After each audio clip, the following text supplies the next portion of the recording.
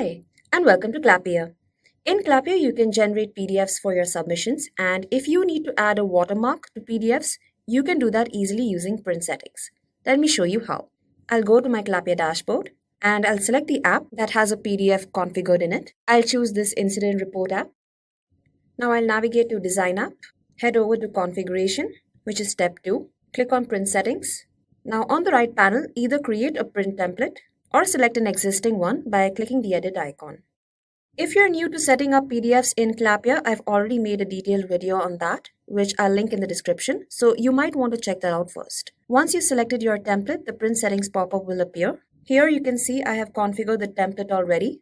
Just added some basic text, some table, and I've also used field variables to pull up submission details dynamically. If you need to understand this, it is covered in that other video that I mentioned. Please do check it out. Now to add a watermark to your PDF, click on the Configure Background icon.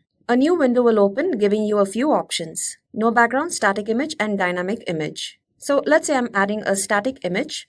Normally a watermark is constant throughout the PDF for all submissions. So if you have an image ready in your system that is applicable to all submissions, you can use static image. Then click this icon over here for background image and select the image from your system.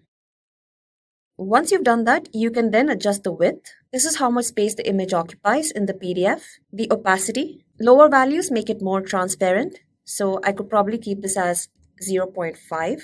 And padding, adjust spacing from the document's edges. Once you set it up, click Apply and then click on Save. Make sure you do click on Save after configuring the background. If you want to check it out, you can go to App Home, click on the Submissions tab, select a submission. Let's say I select this one, and on the right panel, click the PDF icon at the top.